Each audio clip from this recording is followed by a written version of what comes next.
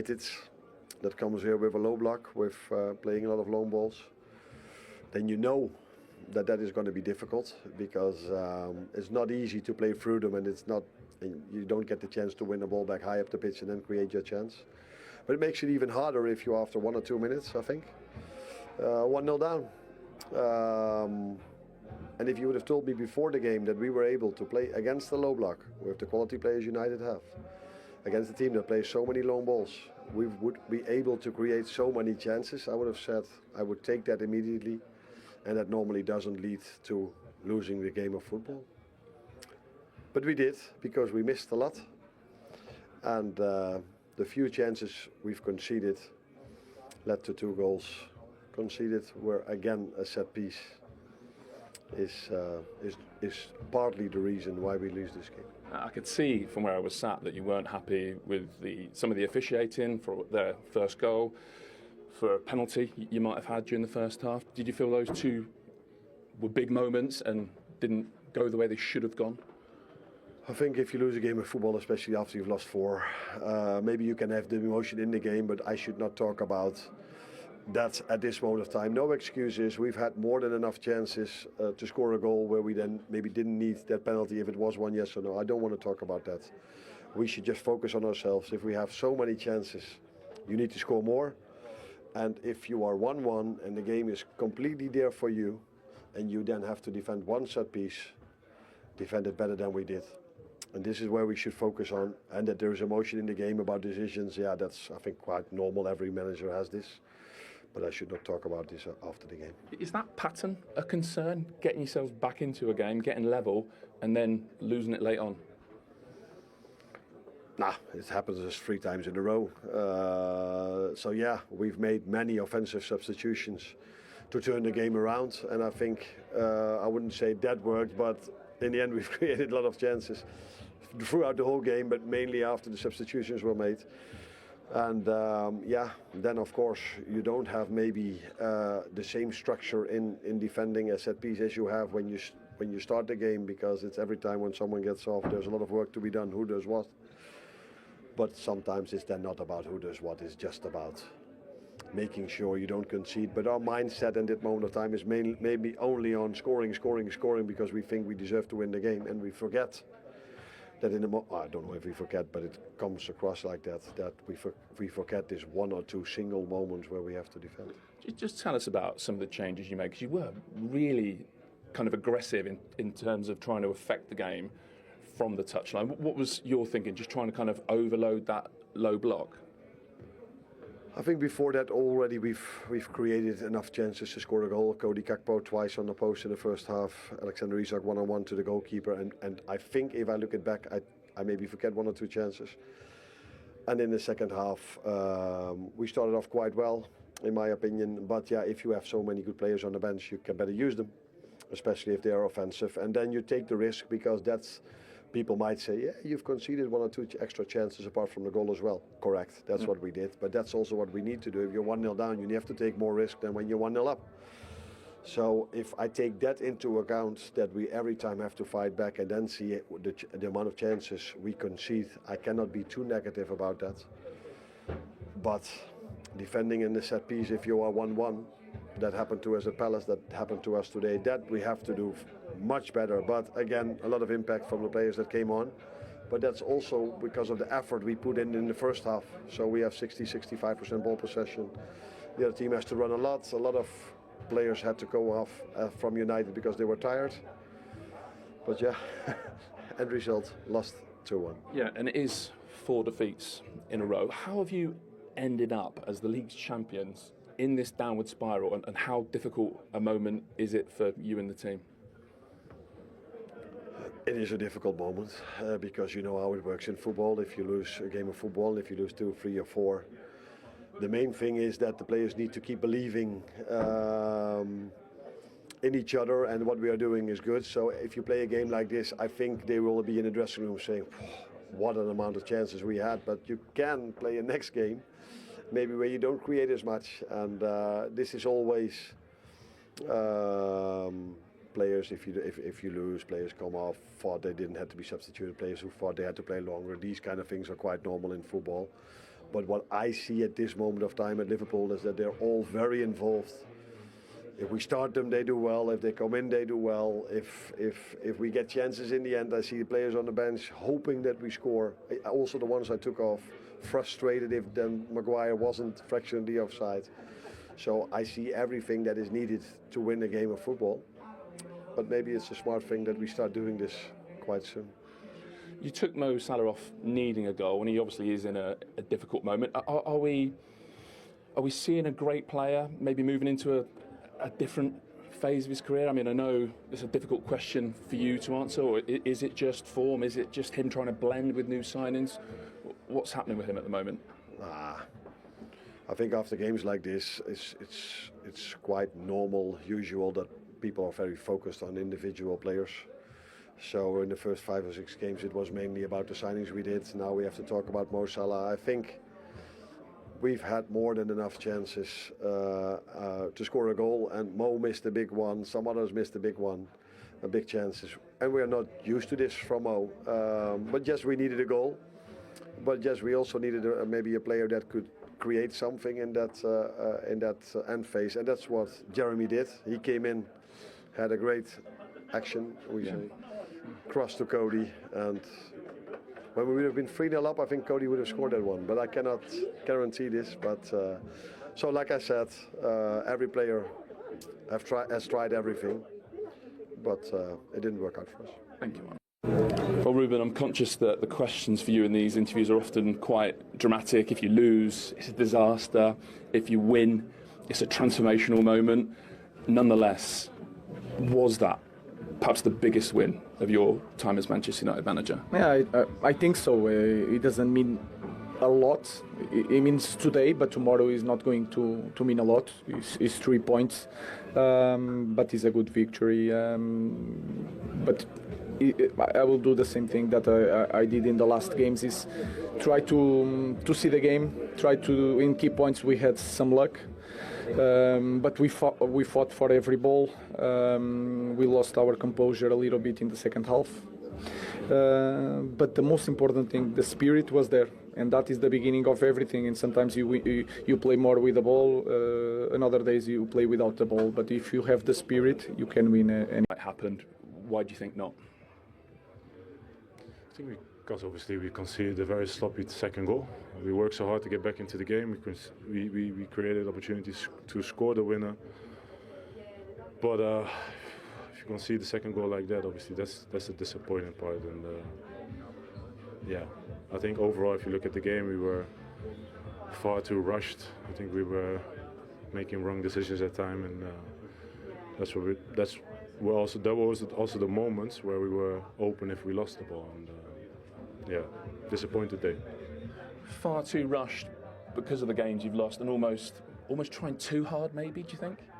No, I think United was obviously very patient. They didn't press us that high. They didn't, they let us on the ball, and I think we made rash decisions at time where obviously we had to stay maybe a little bit calm, but we still obviously created many opportunities to score and win the game.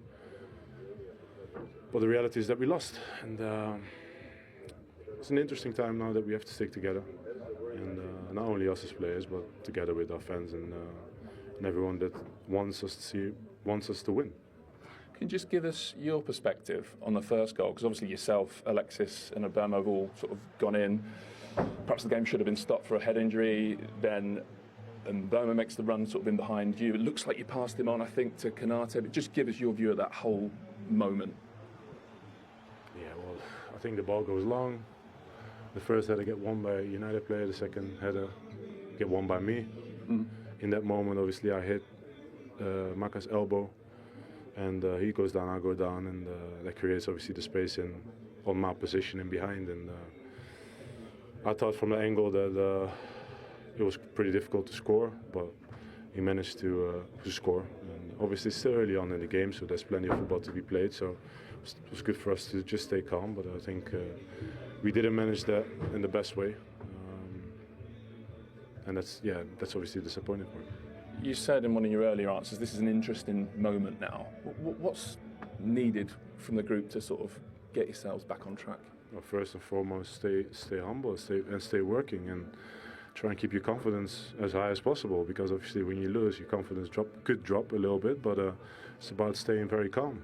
And we've been coming from a season when everything was, it was unbelievable, and everyone was praising everyone and positive, and yeah, obviously we became the champions. So and everyone was obviously cheering for us as well.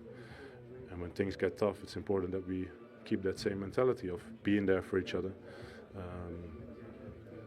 It's still a long season, obviously it's easy to get dragged into a negative spiral, but it's down to us to keep working, stay humble, and improve ASAP.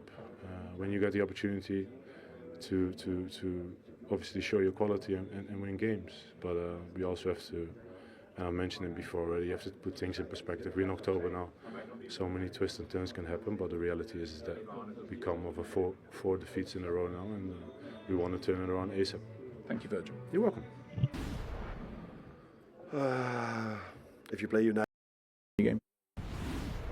Jamie, we saw the match stats earlier and said we tried to explain why they looked so positive in Liverpool's favour, and yet they came away on the wrong end of that scoreline, and it felt, watching the game, as though they didn't deserve to win necessarily the match. One of the things that's happened is that they've conceded 17 goals in their first 12 games in all competitions this season, compared to 5 in their opening 12 games in all competitions last season. Why do you think that's happening? Why are they defensively more frail? Well, 11, if you go to even talk about the Premier League, 11 this season in the Premier League, they only conceded 3 after 8 games last season. So it feels that there's a lot's going on. It's almost too easy to say there's maybe one thing. Yes, you can point to Konaté's form in the season. I thought he was excellent today. You're bringing in a new left-back. Is that maybe making a bit of a disruption to Virgil van Dijk? And is he trying to, at times, cover Carragher, who's finding it quite difficult at the moment? Right back, you've obviously lost. We all talk about how good Trent was going forward, but defensively, we always thought he didn't really make that much difference, and at times he could be a liability, but maybe he's shown he actually wasn't that bad in defence. So there's lots of different factors that you could look into this Liverpool performance, and certainly from defensively. Now, Virgil's analysis of that goal is an interesting one, because I feel that, he talks about when it goes up, yes, the referee could stop the game. Absolutely he could, and I don't think anybody would have complained, but does he see it? We don't know. So I prefer not to even say, to even over-elaborate on that one. But what I feel that you have to look at is the source of the problem. So Virgil goes for that one, wins it, obviously. Then he goes for the next ball, and then he knocks on Burmo to the floor, and obviously his player McAllister go down. Now Virgil van Dijk has got maybe a 2-yard start on Burmo, but he doesn't sprint back. If he sprints back, he stops that. He points at his mate Konaté to come and help him out. Just watch Virgil van Dijk here as he goes in for this second challenge. I feel if Virgil goes and sprints back as quickly as he can, there's absolutely no doubt in a flat race he wins that. Brilliant by Diallo, absolutely, and really good by Burmo. Great finish. But Virgil can do much better from a defensive point of view. From an attacking point of view, Roy obviously will show it again. You can see from Man United's point of view. Brilliant, yeah. Good start, good run, great ball. And again, yeah, just sloppy from Liverpool. I think the keeper's got to do better as well. And the dream start for United, of course. But Liverpool did look edgy, and they do look like they're forcing things. They do look like it's balanced, whatever, the chemistry's not quite there.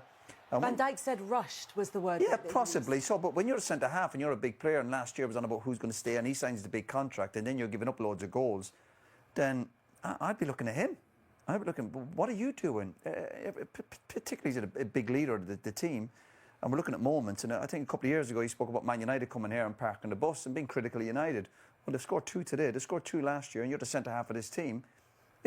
Always start with the man in the mirror. Always start with, because he's a big leader. We talked about United's Maguire turning up today, and always just today, and Bruno and stuff.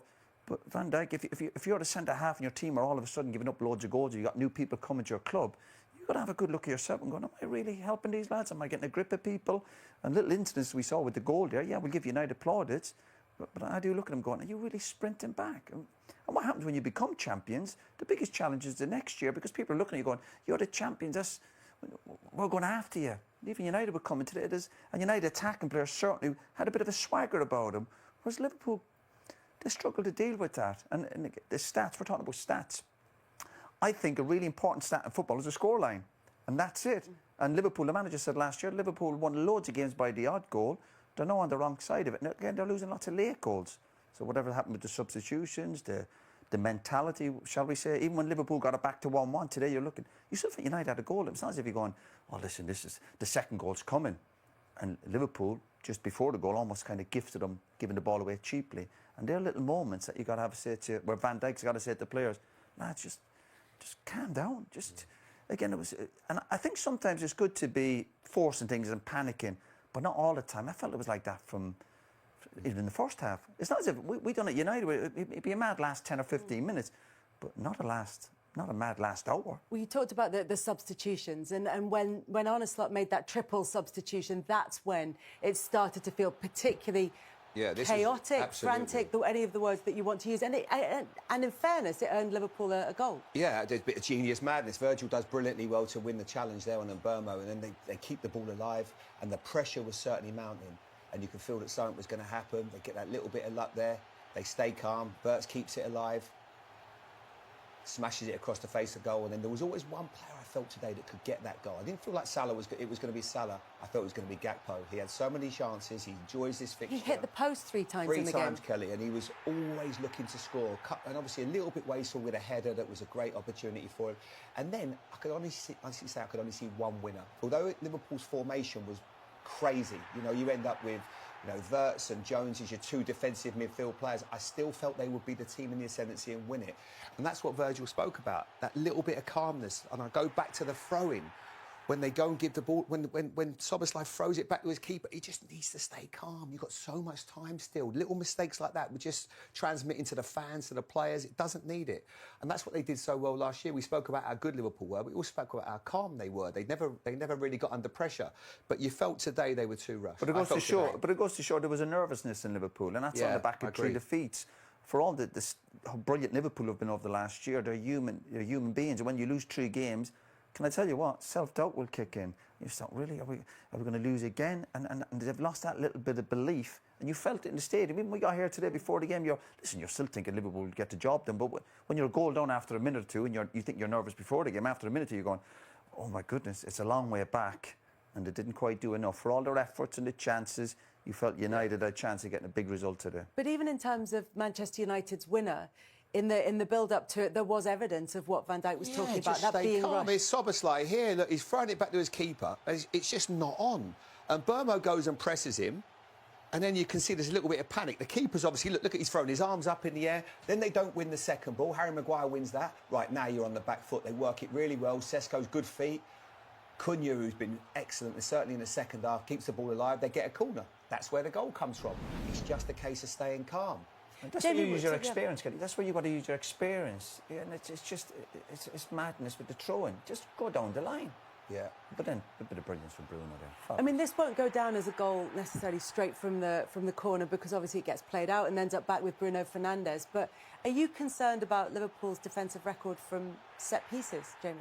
Given how big set pieces are, particularly this season, we've seen a big increase in how effective sides can be from Arsenal benefiting hugely. Well, you looked at the substitution. Like when you take off Gravenberch and then you bring on Jones and Wirtz, you lose a big header of the ball.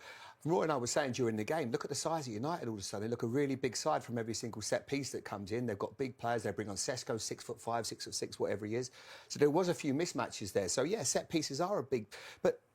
There's sometimes you just got to take leadership. Konaté, can he deal with it? Virgil van Dijk. And the chaos I felt towards the end of the game. Jamie Carragher mentioned it a few weeks ago, and I think it was before the Chelsea game. There's a bit of basketball all the time with Liverpool. It just never feels like there's that control. But even when the ball goes out to Bruno, if you look at the Liverpool players' body language, if we can go back to it, a lot of the Liverpool players, 5 or 6 of them, are running to what... No, as a player, you must know your players. You look up... I see the ball. If you run here and when it goes back out to Bruno, you just run here. You're on about body language. So this ball's going back out to Bruno. Look what Liverpool players are running. There's 2 or 3 running out. You're going, it's going out to Bruno. Know your players. There's a good chance he's going to push it back into a good area. Yeah. So still, your priority at this one time is protect your goals.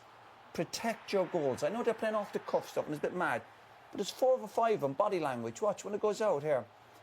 They're running out. What are you running out to? You? Well, Gakpo ends up. He's at the back post. He ends up as a furthest player there. There's a saying. There's a saying. A lot of these players are on the outside looking back in. If you're defending and you're defending for your lives and you've got that hunger, you've got to be inside and facing onto the game. You can't be stood here looking at the goal somebody's scoring against you. You've got to be goal side. There might be one or two of you, maybe someone on the edge of the box, but too many of them are. One's going back with Bruno going, what can we do? I go, no, don't worry about getting there. Bruno's going to put it back into a good area. That's what Bruno Fernandes does. He's a brilliant player. The rest of it is brilliant, yeah. This sloppiness, decision-making, which is costing Liverpool. The goal at Chelsea, Robertson, people not being aware, as if they're not aware of people around them in the box. You go, where do you think these little players are going to be? Where do you think Harry Maguire is going to be hanging around? He nearly scored the winner last year. Don't worry, he's going to try and sniff out a chance. So it's almost like naive, really naive defending from the Liverpool as a team, not from one or two players as a team. And that's where your senior players have to say, lads, when the ball's here, let's just sit in and let's defend our box. Then we can counter-attack. But they're always trying to counter-attack when they haven't got the ball. 4 defeats in a row, champions crumbling, and Roy Keane absolutely tearing into the heart of Liverpool's defence. This wasn't just another loss at Anfield. This was a complete unravelling caught on camera. And the words that followed have left Reds everywhere, asking the same question. What on earth has happened to our club? All right, Reds, settle in because we need to talk about what just happened at Anfield, and more importantly, what Roy Keane said afterwards that's got the entire football world buzzing. This isn't going to be easy to hear, but it's a conversation we absolutely have to have.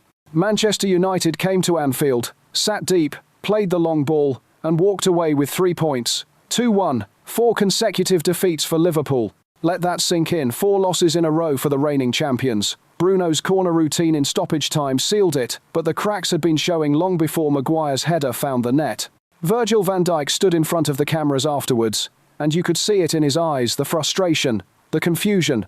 We were far too rushed, he admitted, making wrong decisions at times. He spoke about staying humble, keeping confidence high, putting things in perspective, all the right words. But Roy Keane, he wasn't having any of it.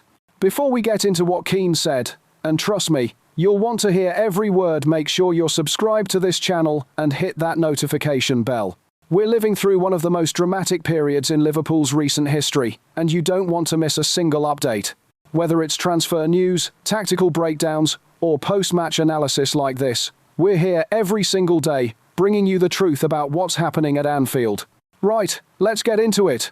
This is where it gets uncomfortable. Roy Keane, never one to mince words, went straight for Liverpool's captain. When you're a centre-half, and you're a big player, and last year was all about who's going to stay and he signs the big contract, and then you're giving up loads of goals, then I'd be looking at him. Let that land for a second. Keane wasn't just criticising a poor performance. He was questioning Virgil van Dijk's leadership, his commitment, his impact on a defence that's conceded 17 goals in 12 games this season, compared to just 5 at the same stage last year. I'd be looking. What are you doing? Keane continued. He's a big leader of the team. Always start with the man in the mirror. And he didn't stop there. Remember when Van Dijk criticised United for parking the bus a couple years back? Keane brought that up too. Well, they've scored 2 today. They scored 2 last year. And you're the centre-half of this team. You know, always start, because he's a big leader. The most damning moment came when they replayed United's opening goal. Diogo Dalot's run. The finish brilliant from United's perspective. But Keane and Jamie Carragher both zeroed in on the same thing. Virgil didn't sprint back. If Virgil goes and sprints back as quickly as he can, Carragher said, there's absolutely no doubt in a flat race he wins that. Instead, Van Dijk pointed at Ibrahima Konaté, asking for help rather than taking responsibility himself. Are you really sprinting back? Keane asked, his voice dripping with disbelief. For someone who built a career on leaving everything on the pitch, seeing a captain not give maximum effort in a crucial moment, that's unforgivable. But this isn't just about one goal or one player, is it? Liverpool have conceded 17 goals in their opening 12 games across all competitions. Last season at this stage, 5. That's a staggering difference, and it tells you everything about how this team has regressed defensively. Arne Slot's done well in some areas, no one can deny the attacking intent, the chances created. Against United, Liverpool had enough opportunities to win 3 matches. Cody Gakpo hit the woodwork 3 times. Alexander Isak went one-on-one with the keeper. The pressure was relentless at times. But football, as Keane rightly pointed out, isn't about statistics, it's about the scoreline. And Liverpool keep finding themselves on the wrong end of it. Jamie Carragher highlighted the chaos in Liverpool's shape, especially late on when Slot made his triple substitution. You end up with Curtis Jones and Harvey Elliott as your two defensive midfield players, he said. The body language during United's winner told the story. Liverpool players running away from goal, not protecting their box, assuming the danger had passed when Bruno Fernandes still had the ball. Too many of them going back to Bruno going, "What can we do?" Carragher explained. No, don't worry about getting there. Bruno's going to put it back into a good area. And then there's the set-piece nightmare that keeps haunting this team. Crystal Palace scored late from a set-piece to snatch a draw. United did the same. When you take off Ryan Gravenberch for Curtis Jones, you lose aerial presence. When your defensive organisation becomes basketball, as Carragher described it weeks ago, you're asking for trouble. Roy Keane's face when they showed the replay of United's winner said everything. Liverpool players caught outside the box, facing inwards, not goal side of their markers. Naive, Carragher called it. Really naive defending from Liverpool as a team, from one or two players as a team. Where was the leadership? Where was someone grabbing teammates and saying, protect the goal first, counter-attack second? To his credit, Arne Slot didn't hide from the questions. If we have so many chances, you need to score more, he said. And if you are 1-1, and the game is completely there for you, and you then have to defend one set piece, defend it better than we did. He refused to blame the officials, even though there were questionable moments, a potential penalty not given, the build-up to United's first goal, where players were down injured. No excuses, Slot insisted. That's admirable, but it doesn't solve the problem. Slot also acknowledged the risk in his aggressive substitutions. If I take that into account that we every time have to fight back and then see the amount of chances we concede, I cannot be too negative about that. But here's the thing, you can't keep chasing games, you can't keep conceding first, and you absolutely cannot keep leaking late goals from set pieces. Virgil's post-match interview was telling in ways he probably didn't intend. We have to stick together, he said. Not only us as players, but together with our fans and everyone that wants to see us win. That sounds like a man feeling the pressure, feeling the walls closing in. He talked about coming off an unbelievable season, where everyone was praising everyone, and now needing to maintain the same mentality when things get tough. But Roy Keane's question lingers. Are you helping these lads? Are you getting a grip of people? Van Dijk called it an interesting time and mentioned putting things in perspective because we're in October now. Technically true, there's a long season ahead. But champions don't lose 4 in a row. Champions don't concede 17 goals in 12 games. Champions don't look panicked and rushed for an entire 90 minutes at home. Roy Keane nailed it when he said, for all how brilliant Liverpool have been over the last year, they're human. They're human beings. When you lose 3 games, can I tell you what self-doubt will kick in? You start thinking, are we going to lose again? That self-doubt was visible. It was in the hurried passes, the desperate substitutions, the defensive chaos. It was in Virgil's body language pointing at teammates instead of sprinting back himself.